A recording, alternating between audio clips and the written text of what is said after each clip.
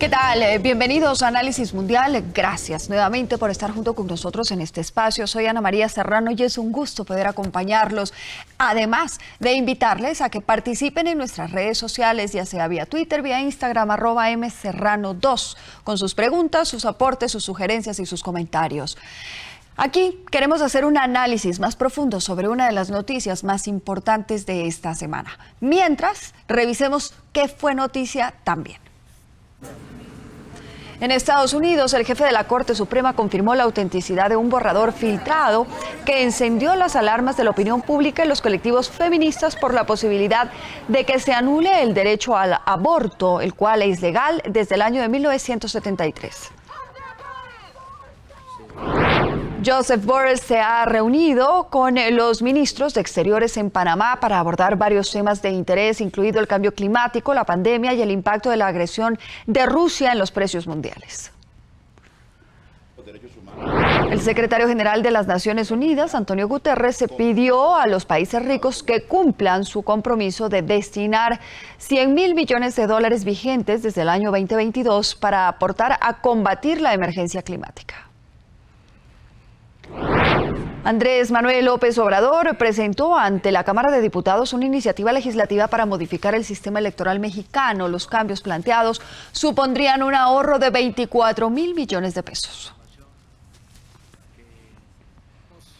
Y otra de las noticias importantes, el presidente Joe Biden deja oficialmente fuera de la Cumbre de las Américas a las 3 dictaduras latinoamericanas, Cuba, Venezuela y Nicaragua.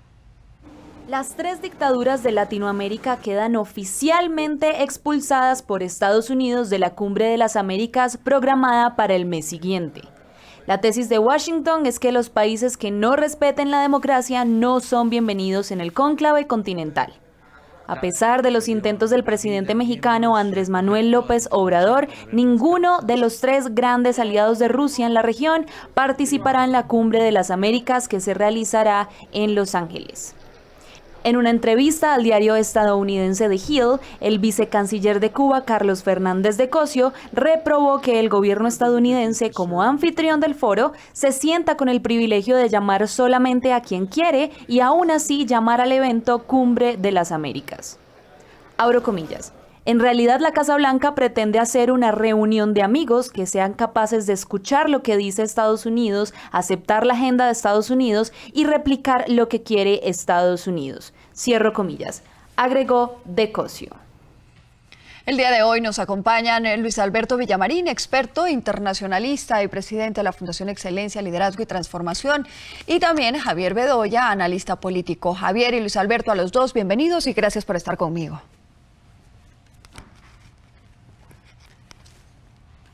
Bueno, arranco por preguntarles y les agradezco ese espacio. Y le pregunto, Javier, la cumbre de las Américas, ¿coincide usted en algo con el planteamiento, con lo que ha dicho el canciller cubano, en donde esto prácticamente es una reunión con quienes son mucho más afines a Estados Unidos y se está dejando de lado estos 13 regímenes que no respetan la democracia también, claramente?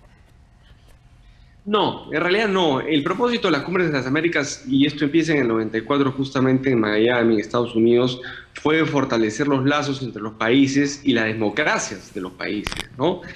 Y todas las cumbres que han venido sucediendo en los 3, 4 años siguientes, hasta la 9ª que se va a realizar en Los Ángeles en junio, justamente han tenido algún tipo de matiz o tema relacionado con el tema del fortalecimiento y la defensa de la democracia. Y está claro que en Nicaragua, en Venezuela ni en Cuba hay democracia en la actualidad.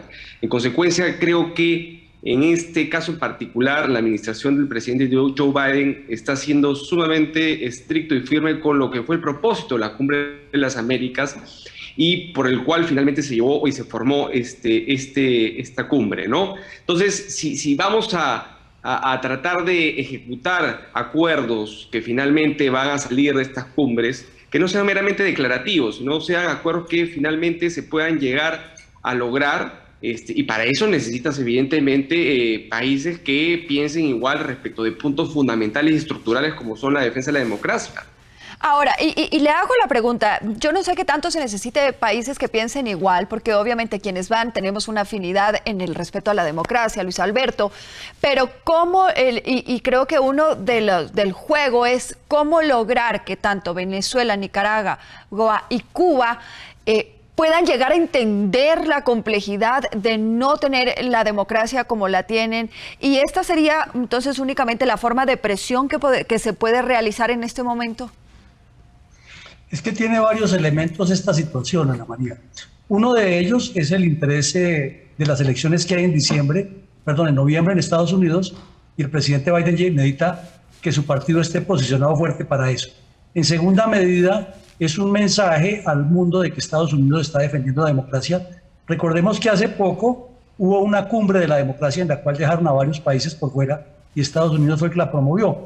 Pero en tercera medida es que es muy difícil cambiarle el cassette o la mentalidad a las dictaduras de Venezuela, Nicaragua y Cuba, que piensan que su forma de actuar es la correcta y que instigando el antiyanquismo o el antinorteamericanismo se van a posicionar como los líderes del continente.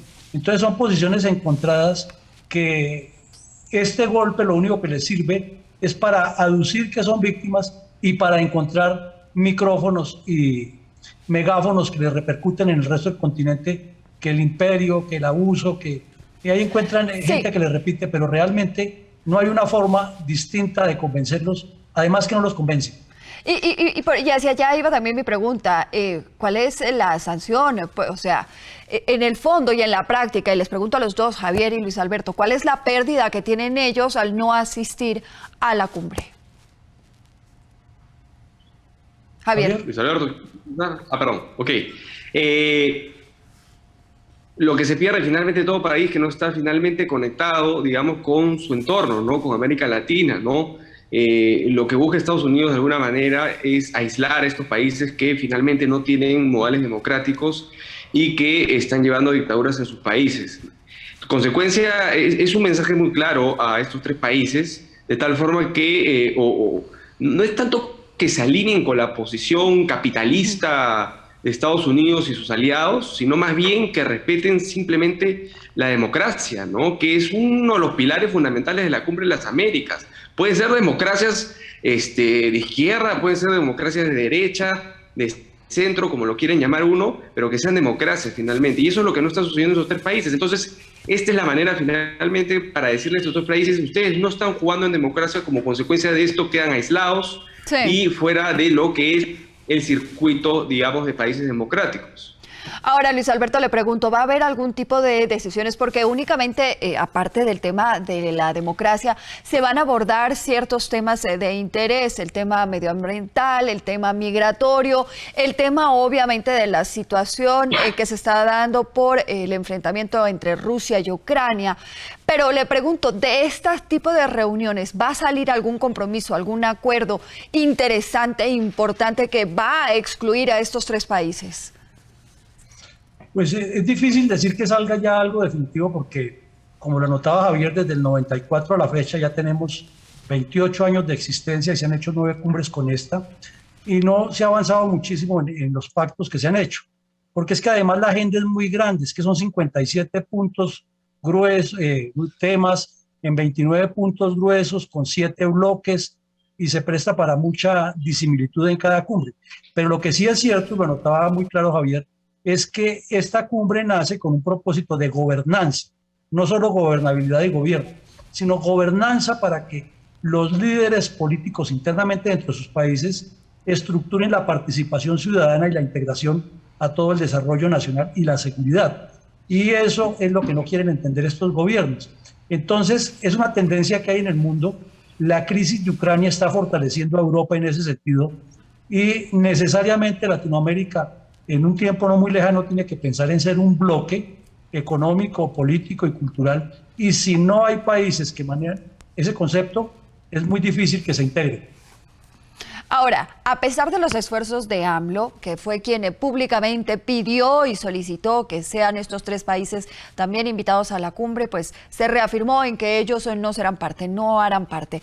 Me tengo que ir a una pausa, pero cuando regresemos quiero que también conversemos. Esta es una situación para Estados Unidos también de regresar a ver a América Latina justamente en las circunstancias de lo que está sucediendo entre Rusia y Ucrania.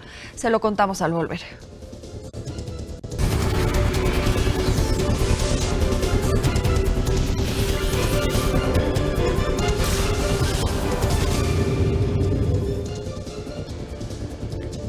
De vuelta, gracias por continuar con nosotros en Análisis Mundial. Hoy nos acompaña Luis Alberto Villamarín, experto internacionalista, presidente de la Fundación Excelencia, Liderazgo y Transformación, y Javier Bedoya, analista político. Estamos hablando sobre lo que será la Cumbre de las Américas y, por supuesto, los grandes ausentes por falta de invitación: Cuba, Venezuela y Nicaragua. Luis Alberto, Cuba, Venezuela y Nicaragua resulta que son también los países con mayor afinidad a Rusia dentro de la región. Y también, obviamente, con toda la coyuntura, este será el espacio en donde se hablará y se abordará muchos temas que tengan relación justamente con la coyuntura a nivel internacional. Le pregunto, Luis Alberto, ¿esta también es una manera de Estados Unidos de fortalecer las relaciones con el resto de América Latina, de buscar nuevamente ese liderazgo que ha venido perdiendo dentro de la región? Y es parte, claro, naturalmente Ana María, se está buscando Estados Unidos reposicionarse. Al presidente Biden le interesa que el Partido Demócrata tome la posición que había adquirido durante la era Clinton y la era Obama, de apertura, pero apretando cuando se requiere apretar. Y también es un mensaje directo al mundo entero de que todos los que tengan que ver cercanías o afinidades o negociaciones o reconocimientos políticos con Rusia van a ser fuertemente castigados por Estados Unidos. Y hay países del África, del Asia, que tienen negocios con Rusia y saben que este mensaje llega duro. Y ya fue con lo que hablábamos antes de la Cumbre de la Democracia. En síntesis, sí es una búsqueda que está haciendo el señor Biden, de posicionar nuevamente a Estados Unidos, que además el mundo lo necesita, porque en riesgo como está la democracia, no se puede dejar que los sátrapas y los aventureros sigan impulsando acciones contrarias al derecho internacional. Y le pregunto también, señor Bedoya, esto se da y la coyuntura es nada favorable. En este momento nosotros como Colombia estaríamos entrando, si es que hay de darse, en una segunda vuelta electoral, y se ha hablado que esto podría cambiar el tablero de la región.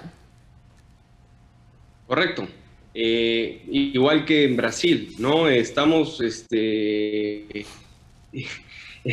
en una situación media compleja en América Latina. Hay países que han retomado la senda, digamos, de la democracia, de recuperar algunos valores democráticos que se habían perdido, como Ecuador, por ejemplo.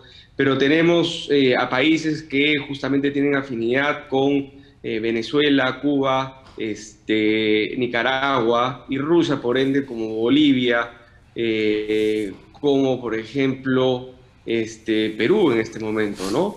Donde me encuentro yo. En consecuencia, ni que mencionarte a Argentina, etcétera, etcétera. Entonces, yo creo que Colombia evidentemente está en ese péndulo y está jugándose finalmente pertenecer a este grupo de países que representan de alguna manera un retroceso, no solamente a nivel económico y de desarrollo económico, sino también en modales democráticos que hemos visto que otros países han dejado de lado, ¿no? Entonces la preocupación existe. Nosotros como peruanos lo estamos viviendo acá en el Perú. Se quiere instaurar, por ejemplo, una asamblea constituyente, lo mismo que ha sucedido en Chile hace un año casi. En consecuencia, la agenda es prácticamente la misma y creo que evidentemente es importante toda la ayuda y soporte que se pueda dar a la región por parte de Estados Unidos. De acuerdo. Y les pregunto, dentro de los otros temas que ya se han venido hablando o se han venido anunciando, es el tema medioambiental, es el tema de las nuevas energías que se deben utilizar, las nuevas fuentes de energía, el tema de migración. Luis Alberto, dentro de la gama de temas que usted dijo, pues son 50 y pico de puntos, ¿cuál le parece que es aparte de la situación a nivel mundial, ¿cuál de los temas va a ocupar esa agenda central? ¿Cuál de los temas puede llegar a generar una mayor conciliación dentro de los países? Pues yo creo, Ana María, que el presidente Biden se le está jugando todas con el tema de la migración, porque él quiere sacar retos internos. Tiene un pacto con México de migración que ha sido muy cuestionado, otros le dan la razón. El tema del movimiento grandísimo que hay desde Sudamérica de migrantes de distintas partes del mundo y los propios centroamericanos, en especial del Triángulo Norte, que se han visto abocados por la situación económica, social y los problemas que hay en los países de seguridad a marchar hacia Estados Unidos, más la gran crisis que se les está formando con la cantidad de ucranianos que se están asentando en la frontera binacional con México. Desde luego que ese es el enfoque que él le va a dar y para el efecto, muy inteligentemente, porque es un montaje muy bien hecho, una estructuración muy bien hecha, están haciendo 3 foros importantes que van a tener vigencia o van a tener actividad muy fuerte paralelo con la cumbre. Y con eso le está dando el mensaje al mundo de lo que hablábamos en el primer bloque, la gobernanza. Es decir, que la sociedad civil tiene que participar y estarán los empresarios. Hay una cumbre de jóvenes que convoca la OEA y la situaron específicamente allí para que haga parte de este ejercicio. Y también los empresarios de Estados Unidos afiliados a la Gran Cámara de Comercio estarán presentes buscando que los presidentes o los representantes que vayan de los países tengan una interacción. En síntesis, busca seguridad, economía y otros temas anexos como el cambio climático, que es fundamental, pero desde esta perspectiva lo vemos, el interés fundamental del señor es meterle mucha solución al problema migratorio, porque eso le da réditos internos y además le da buena imagen en el mundo. Ahora, también les pregunto, si bien él es el país anfitrión, no es el único, y Estados Unidos, y ahí como el cuestionamiento, no debería ser el único que imponga la agenda en su totalidad, Javier. ¿Qué pasa con otros temas que sean también de interés del resto de países? Bueno, evidentemente es importante que todos participen en la elaboración de la agenda. Evidentemente, como país anfitrión y siendo Estados Unidos, que además había estado ausente en la última cumbre en Lima, justamente que se realizó, el presidente Trump no vino, y ahí un poco lo que tú mencionabas, en el sentido de que Estados Unidos había dejado descuidado mucho a América Latina, así como España también en su momento lo dejó descuidado. Creo que finalmente los mismos países han dejado de que Estados Unidos, dado que quiere tomar este mismo protagonismo, como lo hemos mencionado, acá sea el que finalmente imponga la agenda, ¿no? O sea, que venga nuevamente Estados Unidos, que sea el anfitrión, que ponga la agenda en la medida en que esté y de alguna manera nosotros participemos y contemos con su ayuda. Bienvenida sea cualquier punto de entendimiento o de conversación entre los países, ¿no? Pero evidentemente pues esto tiene que ser conversado, consensuado, y de alguna manera tienen que haber intervenido las cancillerías de los países correspondientes. Sin embargo, evidentemente pues el peso de Estados Unidos frente a los países de América Latina, además de ser anfitrión, es importante en esta situación, ¿no? Pero claro que sí. Yo les pregunto ahora, hemos cuestionado mucho, si bien hay una serie de pronunciamientos en este tipo de reuniones y lo hemos venido viendo últimamente, poca es la acción o la ejecución, y esto ha venido desgastando mucho a estos foros, a estas organizaciones. Luis Alberto, le pregunto, ¿tenemos que seguir apostándole, creyendo en esto? Si bien no vemos que después se haga, pues, o de los pronunciamientos o del papel que quede escrita, la ejecución es muy pobre. Sí, realmente coincido con usted, Ana María, es bastante pobre, porque comenzando que los diplomáticos que representan a los países de Latinoamérica, casi ninguno es estructurado en geopolítica, ni en relaciones internacionales, ni en diplomacia, sino que son cargos políticos que son muy rotativos, no son de carrera. Los funcionarios, por ejemplo, en el caso específico de Colombia, hay personas que trabajan toda la vida en la Cancillería, hacen la carrera completa y jamás ocupan una embajada. Y aparece un político que en campaña le consigue tantos votos al presidente y lo ocupa. Entonces sí es cierto lo que usted dice, son muchas declaraciones, son demasiados organismos multilaterales, demasiadas buenas intenciones y muy pocos hechos. Un ejemplo, hace 2 años se reunió aquí en Bogotá la cumbre latinoamericana contra el terrorismo y todos juraron y prometieron que iban a participar en la lucha contra el terrorismo y no fue cierto. Eso sigue el problema igual. Y lo mismo el presidente Biden pues está aprovechando que es el dueño de la casa y dice yo a mi casa dejo entrar al que quiera y al que no quiera. Está haciendo política para su campaña del Partido Demócrata en noviembre y se está posicionando en el mundo como el líder que vuelve a colocar a Estados Unidos en el top. Entonces son más los intereses políticos que circulan alrededor de estos eventos que las concreciones, y en eso coincido completamente con usted, Ana María. Y le pregunto a Javier, ¿cómo ve usted estos foros, estos espacios? Ya, pues hay quienes dicen que es una pérdida de tiempo, que los costos que esto representa y que no hay una ejecución ni una acción. Pero obviamente parte de la diplomacia es estar en estos foros. Así es, concuerdo totalmente contigo. En realidad, si tú ves los resultados y las declaraciones de, por ejemplo, de la Cumbre de las Américas, en realidad poco o casi nada es lo que se ha ejecutado de lo que se comprometió en cada una de estas cumbres, ¿no? De las 7, 8 que han habido.